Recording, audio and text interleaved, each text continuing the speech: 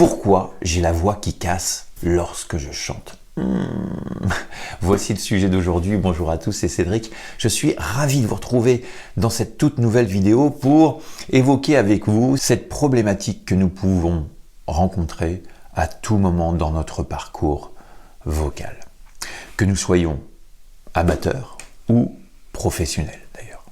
Alors, il y a des raisons. Donc aujourd'hui, on va faire la lumière un petit peu là-dessus. Je vais vous donner 4 raisons pour lesquelles votre voix peut craquer, casser. Donc si c'est en train de vous arriver actuellement, vous tombez bien, vous êtes tombé sur la bonne vidéo.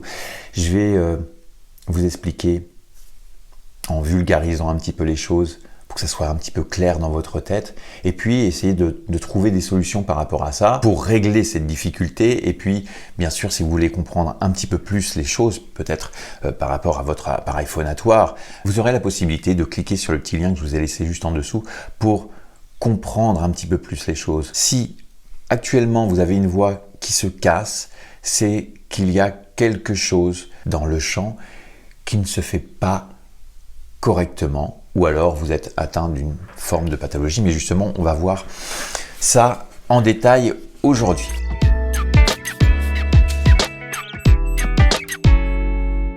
Alors, première des choses, ce qui peut se passer, la chose classique qui arrive, c'est au niveau du passage. Alors je ne vais pas m'étaler sur le sujet, j'ai déjà fait une vidéo en ce sens, donc vous n'avez plus qu'à cliquer sur le petit lien que je vous laisse quelque part sur cette vidéo, vous cliquez dessus et vous allez comprendre ce que c'est le passage. Bon, le craquement, la cassure vocale se passe dans cette zone-là, entre votre voix de poitrine et votre voix de tête. Et ça, c'est quelque chose qui est complètement normal. Et puis tout dépend si vous avez eu une mue qui était assez importante en étant adolescent. Peut-être que tu es un garçon, là, tu es en train de regarder cette vidéo, et à l'adolescence, tu as eu vraiment la voix qui est passée de l'un à l'autre. Peut-être qu'on s'est moqué de toi d'ailleurs par rapport à ça. Très marqué, une grosse cassure, voix masculine et d'un seul coup féminine. Ça, c'est dû à la transformation, au fait que tu es, grandi, que tu as eu la croissance et ton larynx s'est développé, il a changé de position, il a grossi, il est descendu, et il y a une zone de transition qui s'est faite, donc une cassure qui se passait à ce moment-là, qui a construit d'ailleurs ta voix d'homme aujourd'hui. Okay, donc, suivant comment ça a été marqué ce moment, comme pour les boutons, chez quelqu'un, des fois ça va être plus marqué que d'autres, et bien, boum, on peut avoir vraiment un trou entre les deux. Alors quand je dis un trou, je vous fais un petit dessin, pouf, pour que ça soit plus clair. Hop, voilà, on va se mettre comme ça. Donc là, ici, nous avons notre voix de poitrine. Hop, la zone de transition que je vous ai parlé. Et puis, votre voix de tête. Et suivant qui vous êtes, si vous êtes un garçon, voix grave, si vous êtes un garçon avec une voix plus légère, une fille avec une voix très très aiguë, la cassure peut être vraiment différente et puis se positionner par rapport à un piano à différents endroits, et suivant les moments de la journée, ça peut aussi changer. Okay, donc, suivant les gens, on a développé naturellement notre voix parlée, notre voix chantée un petit peu. Et puis, on a aussi la possibilité pour certains d'avoir une voix de tête, justement, quand on s'amuse à imiter les filles. Et ça, bien sûr, je parle pour les garçons. Chez les filles, des fois, nous avons développé davantage notre voix de tête quand on chante, surtout dans le chant lyrique, par exemple. Et aujourd'hui, dans le chant moderne, on s'aperçoit de quoi? On s'aperçoit que les filles viennent travailler aussi cette partie-là, la voix de poitrine, plus facilement pour que ça soit plus pop et plus rock. Donc, suivant les filles et les garçons, on peut très bien avoir développé, comme je disais, une partie voix de poitrine, une partie voix de tête, et puis d'un seul coup, en plein centre, on se retrouve avec un gros trou. Et ce gros trou, justement, c'est là, cette zone de transition, et c'est là que la cassure se fait, parce que il y a des muscles qui sont pas forcément tous soutenus, puis on va en parler un petit peu après. Musclé pour justement pouvoir connecter ces deux parties-là. Donc, la première des choses que je peux vous conseiller, c'est de travailler des exercices spécifiques sur le passage pour pouvoir connecter ces deux parties. D'accord ? C'est un travail pas de longue haleine, ça dépend de chacun, et puis comme je vous disais, ça dépend de la grandeur de la cassure, mais c'est là qu'on commence à développer notre voix, c'est là qu'on commence à connecter les deux parties de notre mécanisme premier et le mécanisme 2, donc voix de poitrine et voix de tête, pour simplifier les choses. Et c'est pour ça qu'une des raisons pour laquelle on a la voix qui casse, c'est à cause de ça, à cause de ce changement de vitesse, comme si vous passiez de la première sur votre voiture, vous débrayez, vous passez à la seconde. Quand on commence à conduire, des fois...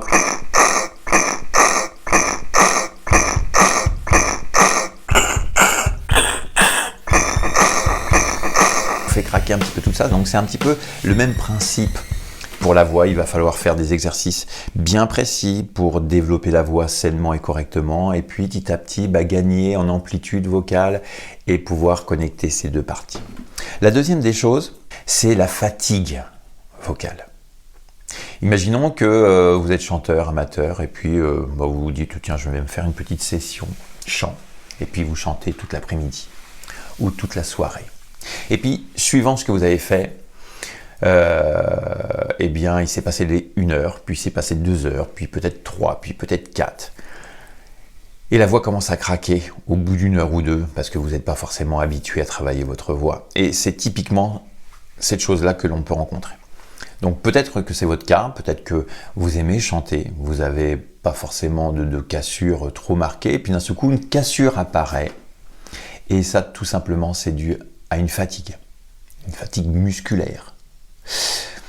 Si vous vous entraînez par exemple pour un marathon, si vous débutez, vous allez vite vous fatiguer, vos muscles vont être très vite fatigués, peut-être même avec des courbatures.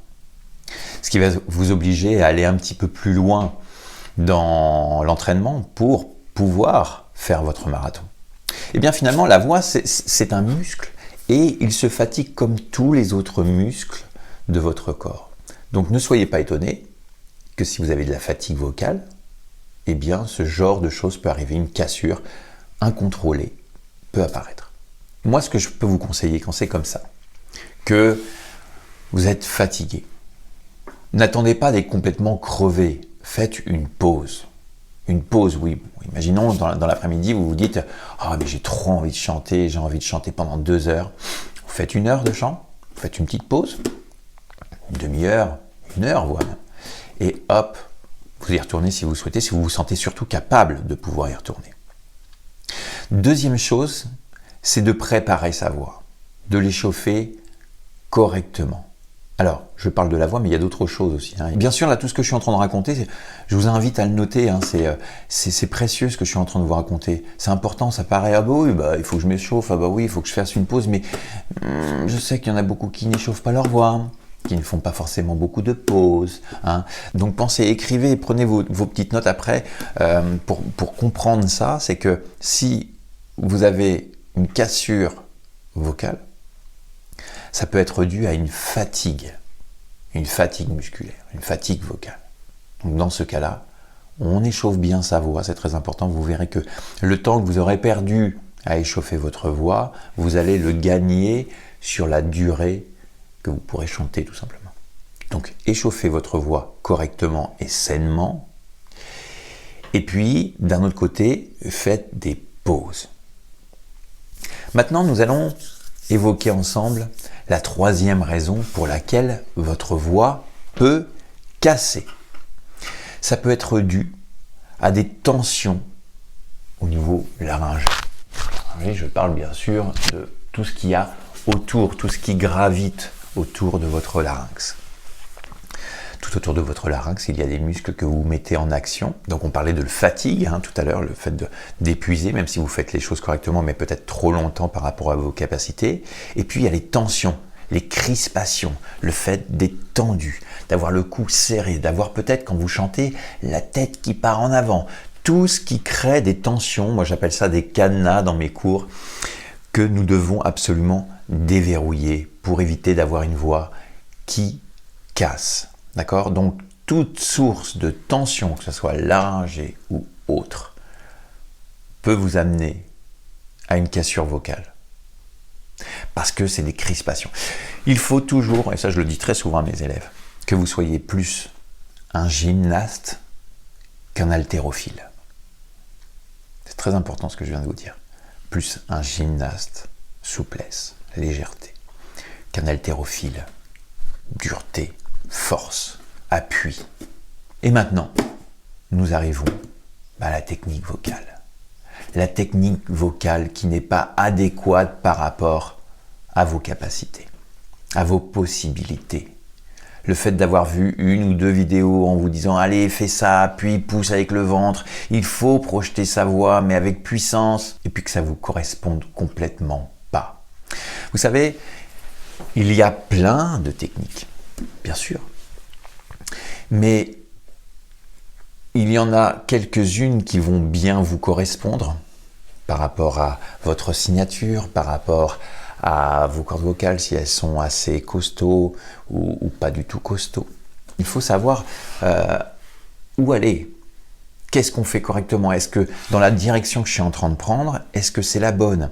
Est-ce que je me fais mal? Est-ce que finalement on me dit de faire ça et puis finalement je m'aperçois que ça ne va pas? Donc c'est super important pour un chanteur, qu'il soit amateur ou professionnel, d'avoir ces bons outils, la bonne technique qui lui correspond à lui. C'est pas le tout de faire tel exercice pour avoir tel son et finalement s'apercevoir que on est en train de s'éloigner de notre propre signature vocale et que nous rentrons tout simplement dans une couleur imitatrice de quelque chose. J'espère que vous comprenez bien ce que je dis, c'est super important. On peut croire que finalement dans l'effort, on peut obtenir quelque chose. Alors oui, bien sûr, sur certains points, on peut aller en zone orange, aller chercher un peu nos limites, mais sans les dépasser, sans aller dans les zones rouges tout le temps. Et puis, bien sûr, pas aller dans une zone de confort. Enfin, bon, je ne vais pas trop m'étaler là-dessus parce que c'est très technique et très poussé. Et puis, je peux peut-être en perdre quelques-uns qui se disent « Oh là là, qu'est-ce qu'il raconte? Ça me paraît complètement flou. » J'avais dit que je resterais très, très simpliste dans mes explications.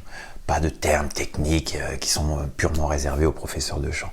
Vous, ce que vous avez envie, c'est de chanter avec liberté. Donc, une technique vocale qui n'est pas correcte pour vous, eh bien, ça ne va pas. Donc, il faut se rapprocher d'un professionnel de la voix qui va pouvoir vous aider, vous guider, vous expliquer pourquoi il se passe ceci, pourquoi on fait tel exercice, pour quel résultat, et puis surtout, voir si ça vous correspond par rapport au style que vous chantez, à votre voix. Est-ce que vous êtes dans une bonne direction? Est-ce que ça vous fait mal? Si aujourd'hui, vous sortez d'un cours de chant et que vous avez mal, que vous êtes aphone ou autre, ou une cassure comme on parlait aujourd'hui, ce n'est pas normal.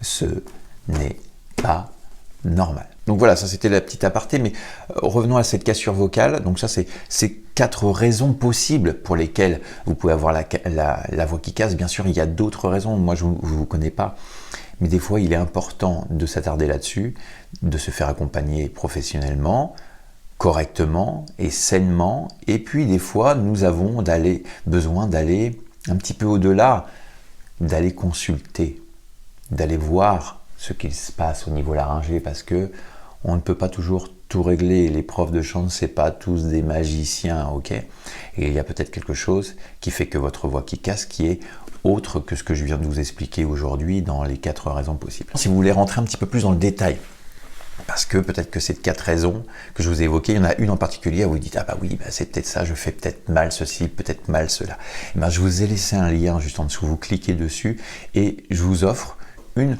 formation vidéo qui va vous expliquer comment nous pouvons plus simplement équilibrer notre corps et notre voix pour avoir un chant plus libre. Tout ça, ça se trouve en lien juste en dessous dans les descriptifs.